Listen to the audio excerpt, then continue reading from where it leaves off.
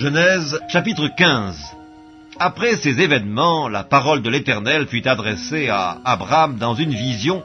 Il dit : « Abraham, ne crains point, je suis ton bouclier et ta récompense sera très grande. » Abraham répondit : « Seigneur Éternel, que me donneras-tu? Je m'en vais sans enfant, et l'héritier de ma maison, c'est Eliezer de Damas. » Et Abraham dit : « Voici, tu ne m'as pas donné de postérité, et celui qui est né dans ma maison sera mon héritier. » Alors la parole de l'Éternel lui fut adressée ainsi : « Ce n'est pas lui qui sera ton héritier, mais c'est celui qui sortira de tes entrailles qui sera ton héritier. » Et après l'avoir conduit dehors, il dit : « Regarde vers le ciel et compte les étoiles, si tu peux les compter. » Et il lui dit : « Telle sera ta postérité. » Abraham eut confiance en l'Éternel, qui le lui imputa à justice. L'Éternel lui dit encore : « Je suis l'Éternel qui t'ai fait sortir d'Ur en Chaldée pour te donner en possession ce pays. » Abraham répondit : « Seigneur Éternel, à quoi connaîtrai-je que je le posséderai ?»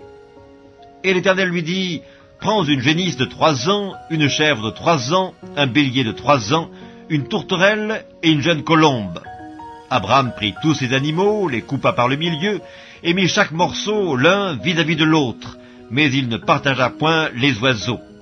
Les oiseaux de proie s'abattirent sur les cadavres, et Abraham les chassa.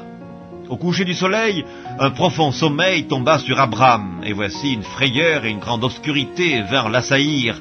Et l'Éternel dit à Abraham : « Sache que tes descendants seront étrangers dans un pays qui ne sera point à eux. Ils y seront asservis, et on les opprimera pendant 400 ans. Mais je jugerai la nation à laquelle ils seront asservis, et ils sortiront ensuite avec de grandes richesses. Toi, tu iras en paix vers tes pères, tu seras enterré après une heureuse vieillesse.